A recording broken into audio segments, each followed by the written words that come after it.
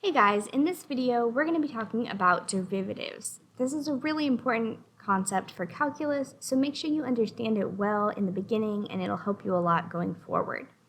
So what even are derivatives? You can think of these guys as instantaneous slopes. We also call that rate of change. And I say instantaneous to kind of differentiate it from average slopes, which is what we're a little more familiar with, so we'll start there.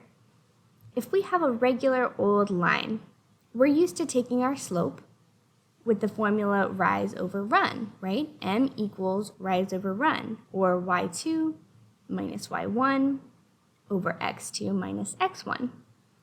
And what subtracting those coordinates give us is the difference in y and the difference in x. So that's another way that we can write that formula. And this gives us our average slope. This works great for lines because our slope is going to be the same no matter where on the graph we're looking, right? If we look at this little dot, we have the same slope as if we're looking at this little dot. The issue with this comes when we're looking at functions that don't stay the same, like quadratics. That's where derivatives come in, because we want to know the slope at specific points. So that's the instantaneous rate of change for that point on the graph. The way that we can start to understand this is by looking at secant lines. So the secant line touches the graph at exactly 2 points, okay? So if we look at our quadratic down here, we can pick any 2 points and draw a line that connects them, okay? And what this does is it kind of gives us a starting point in transitioning between our average slope and our instantaneous slope, because we can look at this and understand that we could do the same thing that we just did for our average slope with the line. We could take the difference in x and the difference in y, and we could find our average slope, right? But that just gives us an estimate. Say that we really want to know the exact slope of this point right here in light blue. How do we get there? Taking the difference in y over the difference in x just gives us an average, it's just an estimate. But if we want to know that exact point, what we can do is bring the distance between y and the distance between the x's smaller and smaller. So if we approach that point, the difference in x and the difference in y, they start approaching 0 because it gets closer and closer to just being that 1 point on a graph. So as we approach 0, we can estimate something called a tangent line. So as we bring the difference in x, therefore the difference in y, closer to 0, we can approximate something called the tangent line. What is the tangent line? Well, that is going to be the trick to giving us the slope at that point. Let's talk about what a tangent line is all about. So tangent lines just barely touch the graph at 1 point. So barely touch at 1 point, and it's parallel to whatever point we're looking at. So again, if we look at this exact point right here, the tangent line would just barely graze it. And since it's just barely grazing it, that means that it's going to be parallel to that point. Since it's parallel, we can use the slope of the tangent line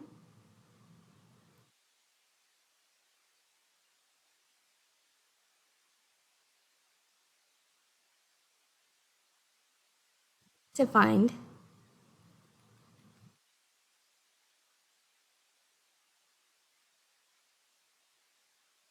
of our point.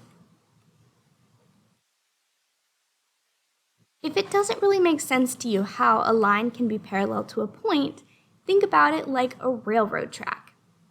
Say you have a railroad track or a roller coaster ride, and your cart only has one wheel.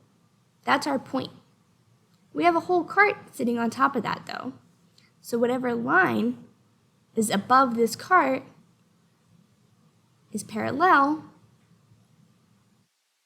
to that point that the wheel is at. And it's going to be different for different points on the graph, right? Maybe we're increasing for some of it. So then our point, our slope, is going to be positive. Sometimes we're more constant, sometimes we're going down, but it changes on different points of the graph. And that's why derivatives are so important, because they allow us to look at the slope at any point on that graph. So let's talk about how we can actually apply this. In future videos, we're going to learn all about how to do this, but we're just going to look at an example to understand the concept first.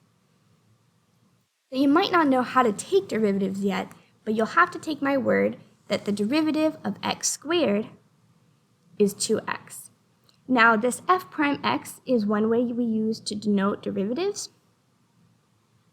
Sometimes we also use y prime, sometimes we use d over dx.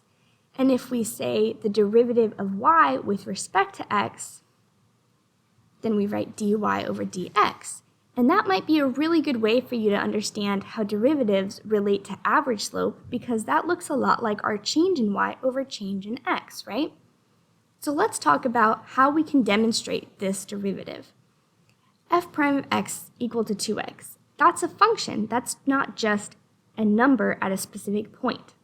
That's because when we take derivatives, we can find a function that gives us an output that equals the slope of our original function. So for any x value in f of x, we can plug that into our derivative function and we can get the slope for that point of f of x. Let's go ahead and apply that and see what I mean. So say we want to know the slope of 1. If we go to f of x, that's our x squared function, and we go to 1, we would be right there. If we look at what corresponds to 1 on our green function, that's the derivative, our output would be 2. We can see this algebraically and graphically. So if we were to plug it in, we would plug in 1 to 2x. 2 times 1 would give us 2. And that's proven by what we see on our graph. We can do that with other numbers too. If we want to do 2, we go all the way up to our blue. And if we look at the corresponding value on our green, that would be equal to 4. We can show this again using our function. 2 times 2 equals 4.